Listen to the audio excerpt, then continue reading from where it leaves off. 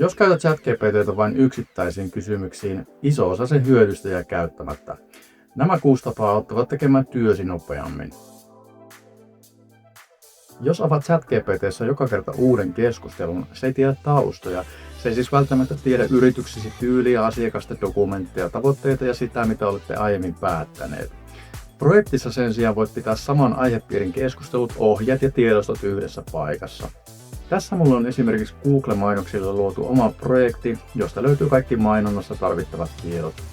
Lisäksi olen yhdistänyt tämän projektin Google Driveen, joten voin hakea tietoa myös sieltä. Projekti siis muistaa kontekstin, joten sun ei tarvitse joka kerta selittää kaikkia alusta. Moni kirjoittaa tekoälylle pitkiä viestejä, vaikka asia voisi selittää puhumalla 20 sekunnissa. Mulla on tällainen asiakasprojekti. Asiakas haluaa automatisoida tarjouspyyntöjen käsittelyyn, mutta en ole vielä varma, kannattaako aloittaa CRM:stä, sähköpostista vai dokumenttien analysoinnista. Tuo oli hidasta kirjoittaa, mutta äänen sanottuna hyvin nopeaa. Voit myös hyödyntää ääniominaisuutta ja pallotella ideaasi tekoälyn kanssa äänen keskustellen. Keskustelu tallentuu, joten voit pyytää tekoälyä tekemään keskustelustanne vaikka tiivistelmän tai toimenpidesuunnitelman. Tavallinen ChatGPT vastaa siihen, mitä kysyt. Agenttitila voi mennä pidemmälle. Se voi hakea tietoa, vertailla vaihtoehtoja ja tehdä useampivaiheisia tehtäviä. Tässä laitan aluksi agenttitilan päälle ja pyydän sitten agenttia etsimään tietoa tekoälyautomaatioita tekevistä yrityksistä ja sitten jäsentelemään tuon tiedon taulukkoon haluamallani tavalla. Voit käyttää tekoälyagenttia myös yrityksen sisäisessä käytössä. Voit antaa sille dokumentteja ja pyytää agenttia etsimään niistä haluamansa tietoa. Tässä pyydän tekoälyagenttia etsimään dokumentista tiettyjä tietoja ja sitten nostamaan esiin mahdollisia riskejä. Se, kuinka paljon voit käyttää agenttitilaa, riippuu siitä, millainen ChatGPT-tilaus sinulla on tai käytätkö ilmaisversiota. Mä säästän viikossa pari tuntia aikaa, kun tekoälyagentti hakee ja vertailee tietoja mun puolesta.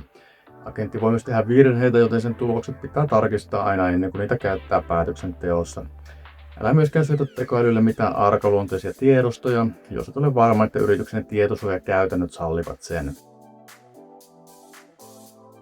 Jos olet kiireinen etkä halua tekoälyltä pitkiä vastauksia asioiden taustoittamista, niin hyödynnä yksilöintiominaisuutta. Tässä menen ChatGPT:n yksilöintiin ja sieltä mukautetut ohjeet kohtaan. Pyydän tekoälyä aloittamaan vastauksen aina lyhyesti tiivistäen, jotta sain kysymykseni vastauksen heti. Voit yhtä hyvin kirjoittaa tähän vaikka vasta alle 70 sanalla tai anna ensin 3 virkkeen tiivistelmä ja sen jälkeen tarkempi analyysi. Ja jos sulla käy toistuvasti niin, että saat ChatGPT:ltä haluamasi vastauksen vasta kysyttyäsi sitä monta kertaa, niin älä ainoastaan kopioi sitä vastausta, vaan pyydä ChatGPT:tä tekemään siitä täydellinen prompti seuraavaa kertaa varten. Kirjoita silloin kehote, minkälainen alkuperäinen prompti minun olisi pitänyt antaa, jotta olisin saanut tämän lopputuloksen heti ensimmäisellä kerralla. Tee siitä uudelleen käytettävä promptipohja. Näin saat ChatGPT:ltä promptin, jolla teet työsi jatkossa nopeammin. Tämä on samalla hyvä tapa rakentaa yritykselle oma promptikirjasto. Kaikkea ei kannata selittää tekoälylle tekstillä tai edes puhuen. Joskus paras tapa on antaa tekoälylle kuva, kuvakaappaus tai muu dokumentti. Tässä annan ChatGPT:lle ruutukaappauksen videoeditorista ja pyydän sitä kertomaan, miksi en pääse editoinnissa eteenpäin. Jos yrittäisin selittää ChatGPT:lle kaiken mikä ruudulla näkyy, siihen menisi helposti useampi minuutti. Kuvat ja dokumentit sopivat varsinkin erilaisten ongelmatilanteiden ratkaisemiseen, sopimusten läpikäyntiin ja vaikka laskujen tarkistamiseen.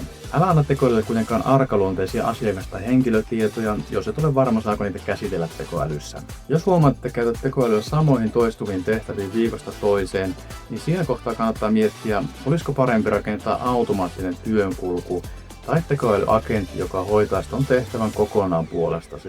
Jos haluat lisää käytännön esimerkkejä siitä, miten työssä voidaan käyttää tekoälyä ja tekoälyagentteja fiksummin, näytä peukkua ja tilaa kanava.